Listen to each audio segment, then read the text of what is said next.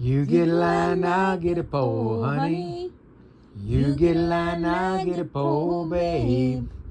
You get a line, I'll get a pole, and we'll go fishing in the crawdad hole, honey, baby mine. Hello, I'm Rick Stivers. I'd like to welcome you to Young Martin's Reels. Today's project is going to be this Olympic Hurricane Destroyer reel, and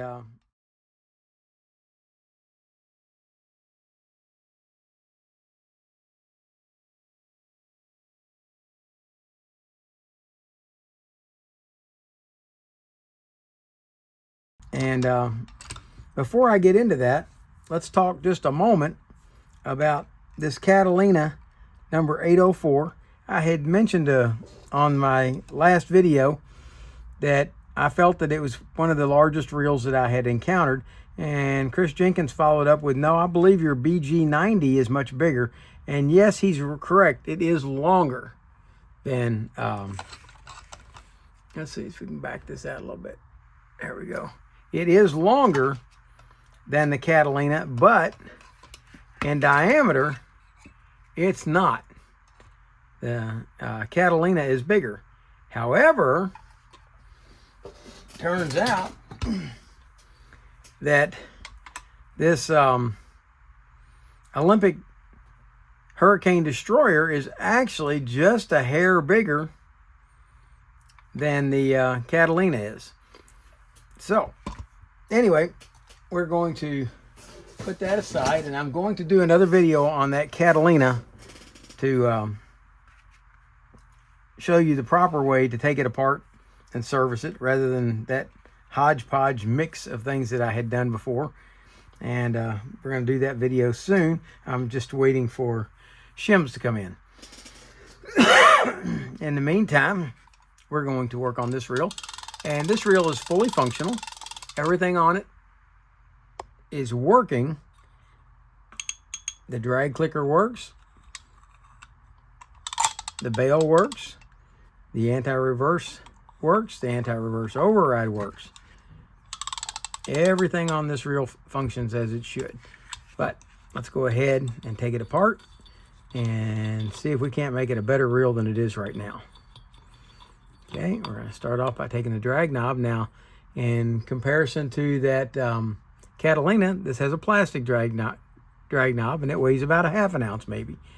Okay, and we're going to remove the spool.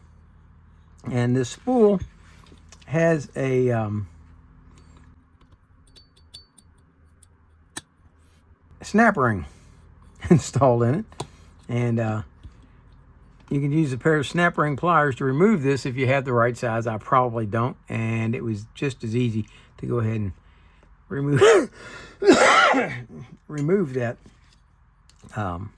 using a screwdriver. Okay, let's see what all we have in here for drag. Okay, we have a bent flexible spring washer. We're going to clean that up. We have a hard fiber drag washer, and we have a keyed drag washer, and we're going to be cleaning each of those up. Matter of fact, I'm going to go do that real quick, and I'll be right back to you. All right, there's all those parts. Let's go ahead and see if we can clean up this spool.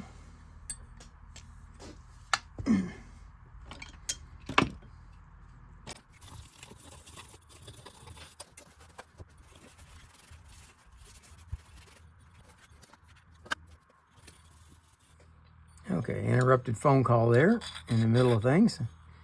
We got that taken care of. Okay, that's as clean as that's going to come. And now we're going to see about removing this handle. And I may end up coming back one day and working on this knob. We're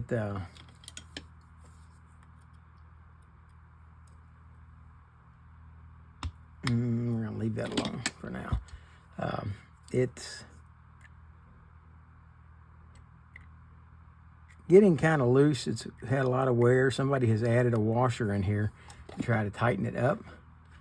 And considering it's going to be a shelf sitter, that's really not a big deal. Okay, so there's the handle. And this end does not look like it wants to come apart.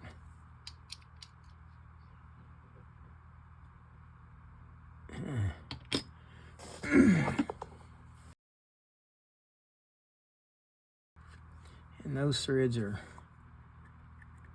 in need of a little extra care. So I'll add some oil. Oh yeah, that turns much easier now. Okay, and it's got the handle taken care of. Now we're going to remove these 3 screws that hold the side plate in. And I've already loosened these up, so they should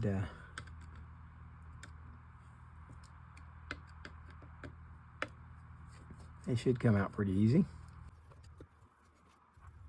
Okay, that's got those 3 screws. And here's the main gear along with the side plate. And are there any shims here? There are no shims. Okay. And let's go ahead and clean this up.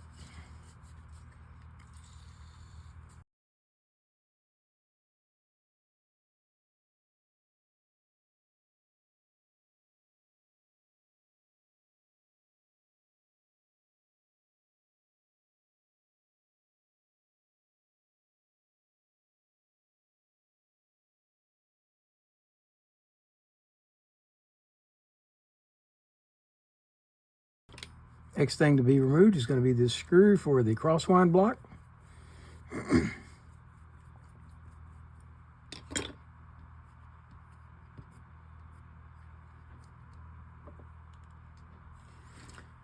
Then we'll remove the axle.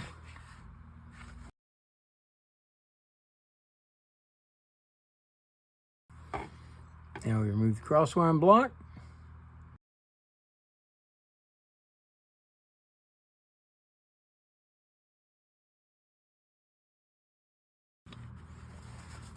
Okay, next we're going to remove this nut.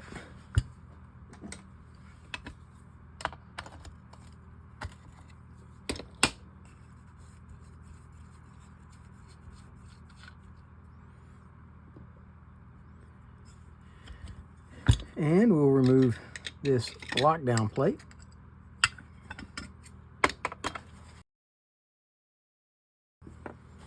Okay, and now we've got the rotor out, and let's take a look at the rotor.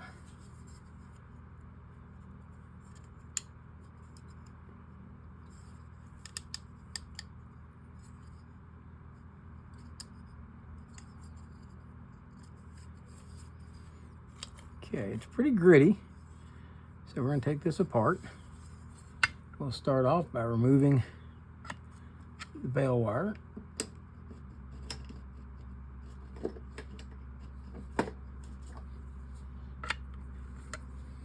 Let's change over to metric.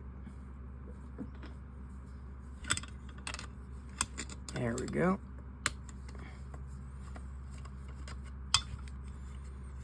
Okay. Take that out. Move this back on and check that. Yep, the roller looks good. Okay, now we're going to go to the other side over here and see about removing the bale wire. Ooh.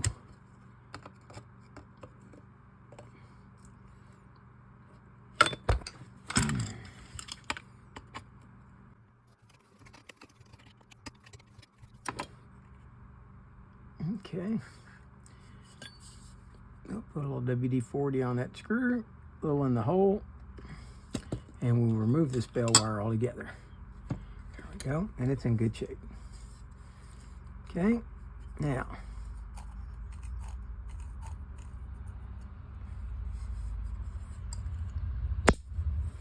there we go, and we're going to remove this screw.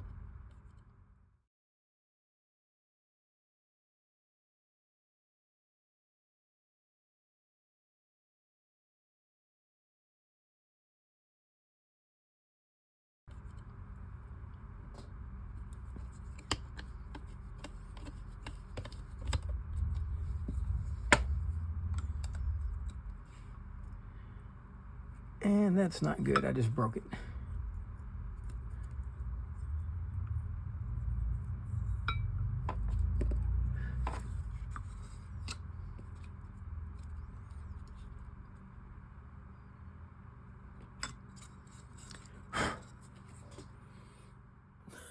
Okay. In all honesty, let me share with you what happened. And I'm a little embarrassed that I had to, since somebody just complained to me this week that I wasn't spraying down my bolts and screws with WD-40 and causing them to break, or could cause them to break. And I rather flippantly responded saying, hey, you know, with all the thousands of screws that I've removed, I've only broke about 5. And so I'm not too worried about it. And I prefer not to spray WD-40 on the things that I work on until I'm cleaning them. So I went to take this thing apart. And what happened, I snapped this screw off. It didn't turn 1 iota in there. I didn't put much pressure on it, but it did snap off. So what did I do? I ended up having to drill this out. And I had a spare screw from some stuff that my dad had left over. And so let's go ahead and take this back apart, and I'll show you how I got it all back together.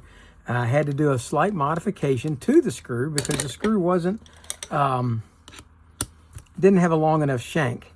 But in the world of shimming, which I'm getting pretty good at, I had some shim stock, and I was able to shim out the neck of the screw for the one that I have and put it on there. So that's what we did, or that's what I did. And I'm not going to show you me drilling it all out and everything. I had to drill it out, tap it, and make it match the screw. And so that's what I did. But anyway, I went to take this one off, and I still haven't cleaned up all the garbage off of it. So that's why I'm taking it back apart. And we're going to take this off, and I'm going to be careful because I got a whole stack of shim washers in there that just do make this screw long enough. And yeah, I'm going to go ahead and take this off and take the spring off, and then take these shim washers and stack them back onto the screw. And if you look, there's still another shim washer. These just do fit just exactly inside.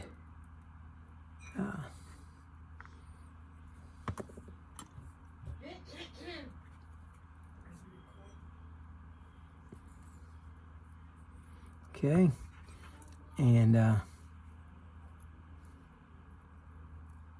we're going to take this apart, and I'm going to clean this piece up. And where did that, there we go.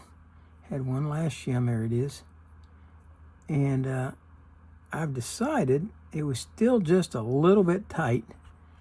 And so I'm going to add one more shim to the stack.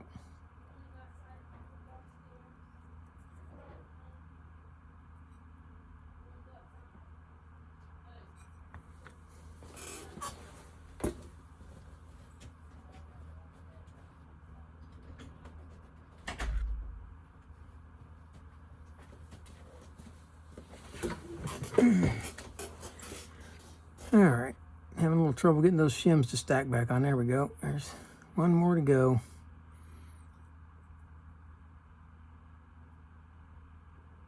There we go. All right, and then this piece still needs to be cleaned up. If you look at it, it's pretty crusty looking. And we're going to clean that up before I put it back on. And since I already snapped one screw off on this thing, I'm a little bit leery about trying to unscrew this one, but let's go ahead and give it a quick shot of WD-40, which I hate to do, and let's see if the screw will turn any. It will not, so we're going to leave it alone. It's not hurting anything, it's clean. Everything there works, so we're going to leave that alone and scrub up the rest of these parts and get them ready to go back together.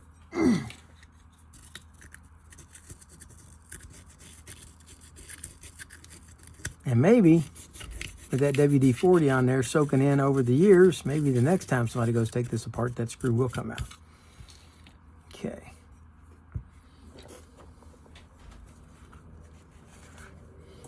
All right, so that's got that clean, as clean as it's going to get. I'm not going to repaint it. And let's see about putting it back together. Oh, wait a minute, we still got to clean this piece up. Okay, I don't know how well you can see it. I'm going to hate to do this, but I thought that there should be a block stop in here, and there's not. There's nothing in here. I thought that there should be like a rubber piece that fit inside there for this to block against, but it's not there. There's not one. So I might end up making one because it has a tendency to hit the a little bit too far down. And I could bend the bail, but that's a really heavy-duty bail to bend. But let's go ahead and reassemble this real quick and get this done. Okay, we're going to start off with this piece here, and we're going to hook the spring in there like that. Okay, we're going to leave that for a second because I want to add one more shim to the screw. It worked with the number that I have, but it felt just a little bit tight. And so I want to add one more of these shims onto this screw. There we go. And now, when all of this goes to go back together, hopefully it will all fit well. And we're going to go ahead, and normally I don't use grease on these parts, but I'm going to here because I want the grease to help hold the shims in place so they can't fall out while I'm installing this. All right, so let's flip this over now.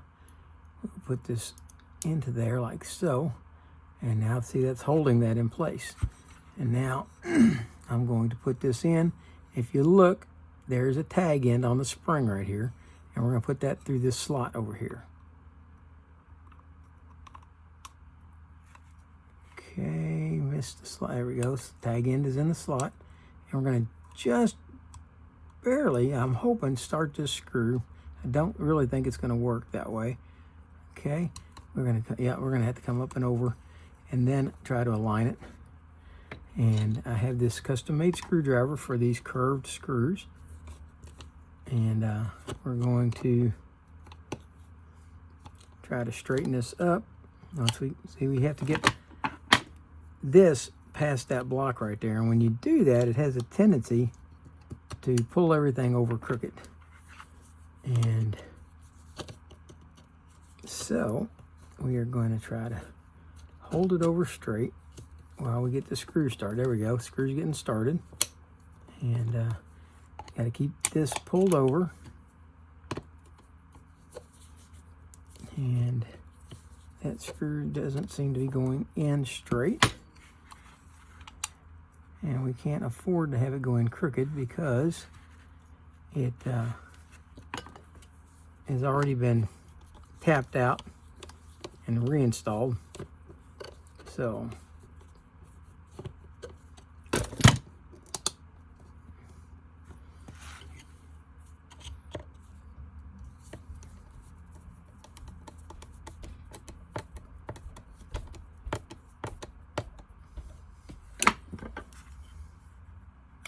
there we go. Okay, let's take a look at the screw and see. No, that screw's going in crooked. See there? Can you see that? That screw is going in crooked. If I continue on like that, it's going to strip out and break that bolt off again. And we don't want to do that. So let's loosen it up, see if we can't straighten it out.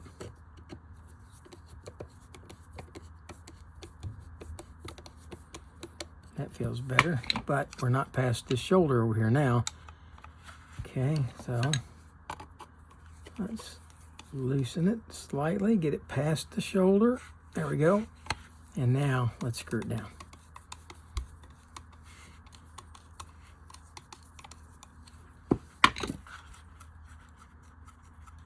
Okay.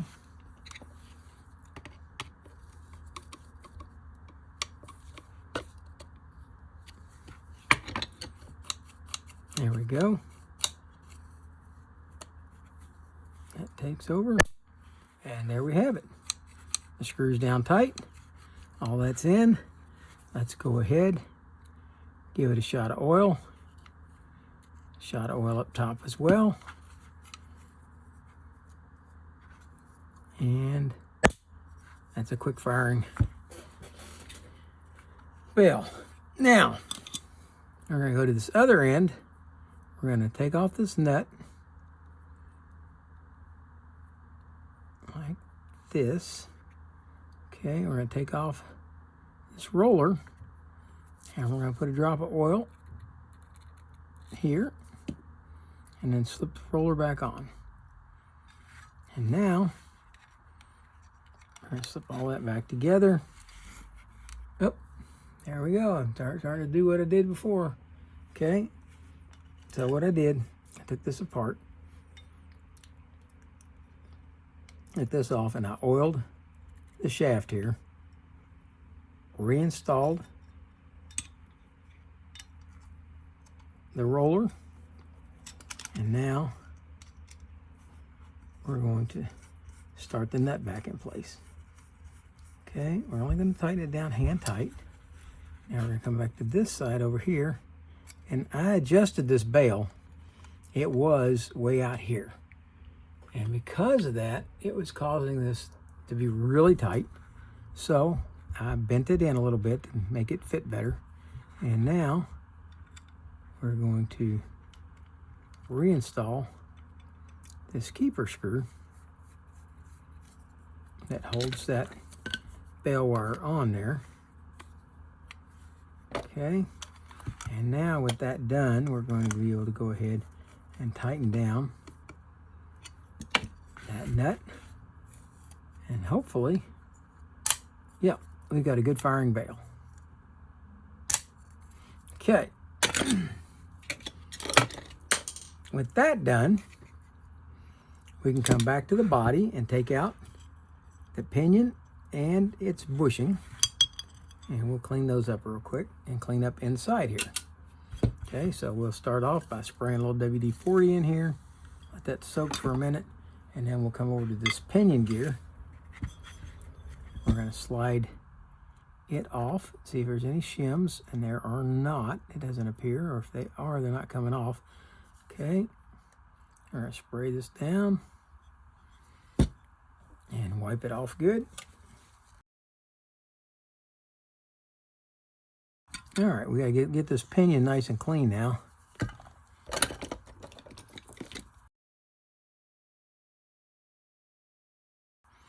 All right, with that done, let's go ahead and clean up the case.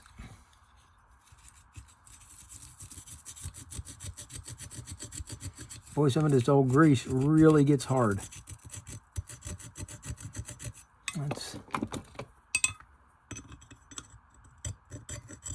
There we go. Didn't even want to come off with the brush. Had to chip it off.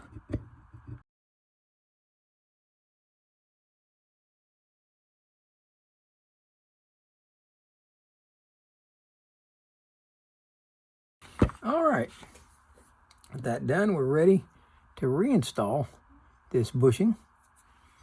I can put it in here, like so. And now we are ready to grease this pinion gear. And now we will oil the shaft on the pinion and slide it back in.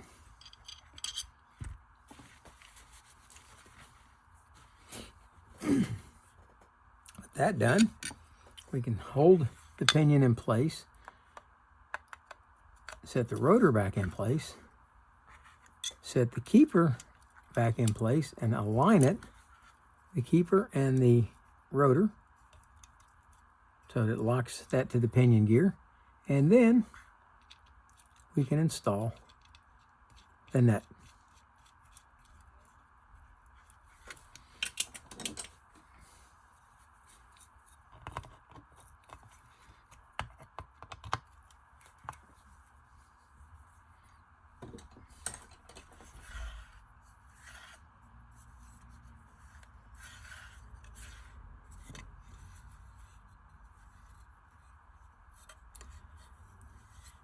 Okay, now I'm not happy with that because that bushing is turning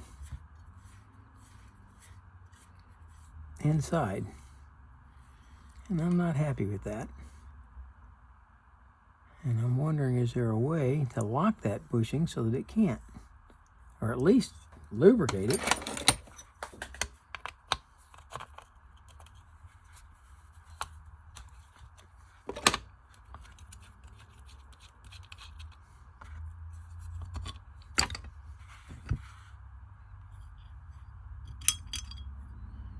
I would have thought that it would lock down when we tightened this on.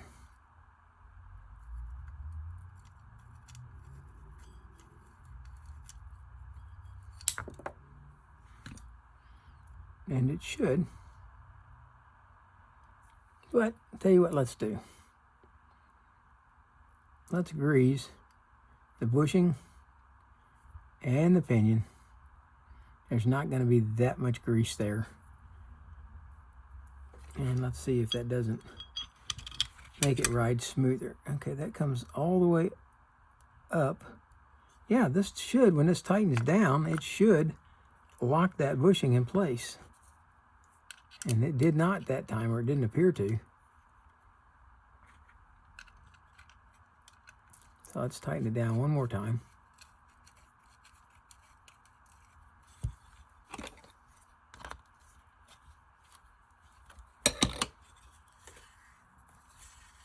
That's better.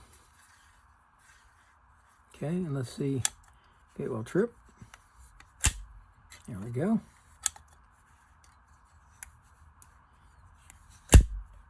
Okay. Now we did oil this, but we'll oil it one more time. Okay. And if you look right there, that's where the trip lever is hitting. And we'll give it a little grease just to help keep it from wearing down. Okay.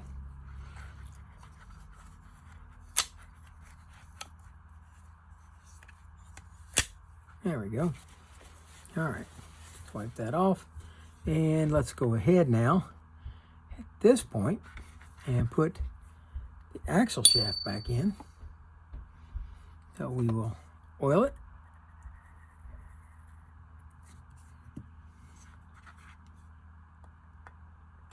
Slide it into place. And this is where our crosswind block comes in.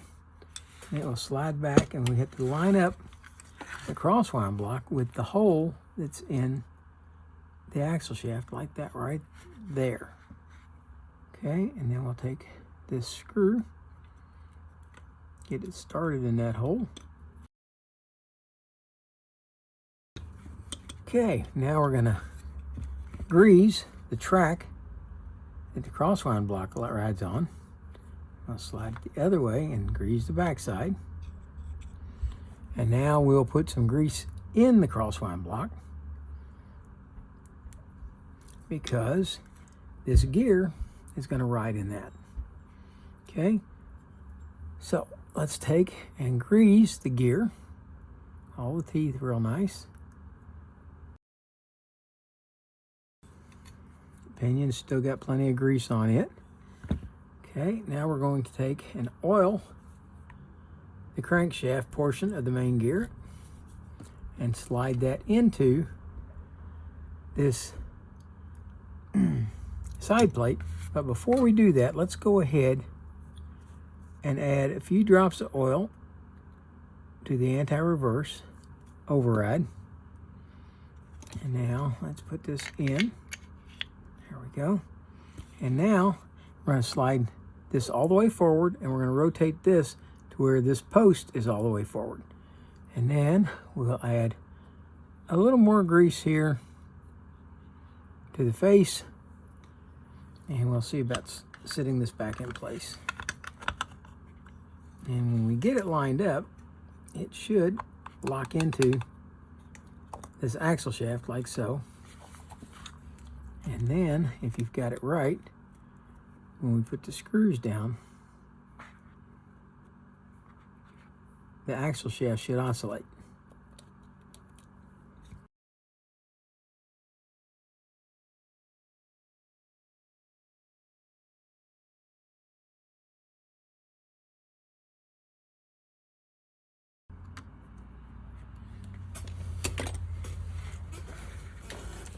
All right, now we're ready to put the handle back on.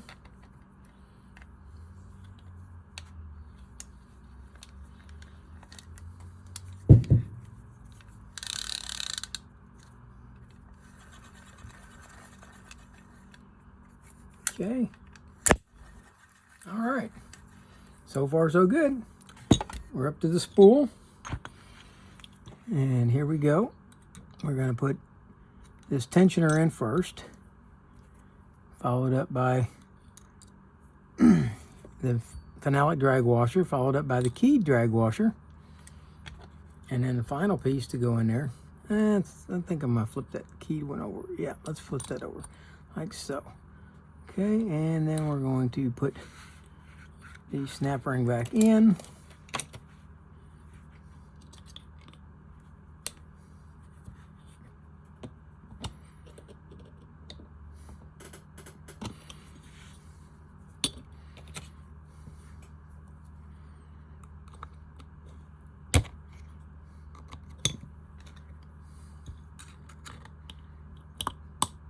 There we go. Got that locked in. Okay, and let's put spool back on. Put the drag washer back on.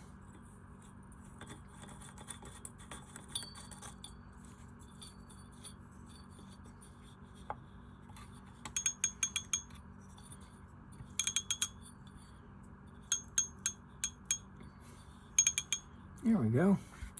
Okay. And there you have the Olympic Hurricane Destroyer. And it's a big heavy-duty reel. I really thought I had just about ruined it when I snapped that screw off in it. But fortunately, I had a replacement screw. And was able to take care of that. What I am going to recommend is that because of the age of it, and because it's a saltwater reel, if you do not have to remove these screws, any of these screws in this rotor, don't do it. Leave them in. Leave them right where they are. I take these things apart so that you guys can see how it's done. But if you can leave it alone, you're much better off, because there's a lot of saltwater corrosion in there, and that's what happened with that screw. It was all corroded up and it was mostly rotted off. So when I went to unscrew it, it just snapped right off. So if you can leave it alone, do so. But I hope you liked the video. If you did, hit the like button. If you didn't, hit the dislike button. Tell me what you didn't like about it. And for now, that's Rick Stivers with Young Martin's Reels, signing out.